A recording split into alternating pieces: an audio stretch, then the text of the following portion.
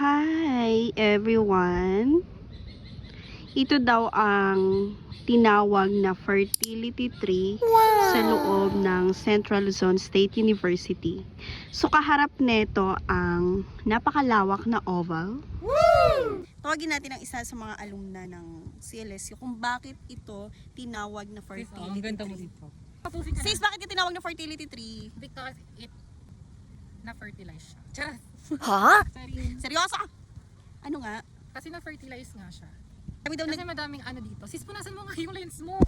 Yun. O, di ba luminaw? Ano na? Ang dami pa talas na si. Tinawag siyang fertility tree. It's because it gives fertility. You know? Charot. Hindi kasi madaming ano dyan. Nagdi-date dyan. Tapos alam niyo na, mga fertile. Charot. Joke lang. So Sis. ayan.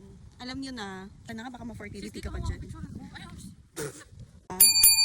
O bakit tinawag yung puno na yan na fertility tree? Tanungin natin sa isang expert na alumna ng CLSU na other than Miss Kay. Hi. Salita ka na. Ano? Ang ganda. I don't even know. Ang ganda. Matang pretty ko dyan. Hala, mag-explain ka na. It's because I don't really know, guys. So, pardon me. Hindi ko talaga. Ay, sis, ang ganda naman dyan. O, di ba ang ganda mo? Hala, pinapa-explain yung fertility tree, di naman ano. Sis, i-ano mo nga lang, i-ganyan mo lang siya. Tapos mag-fit check ako. Vlog ko yun, ho. Ko ni edit. Ay, ganun. Ginagamit mo na naman.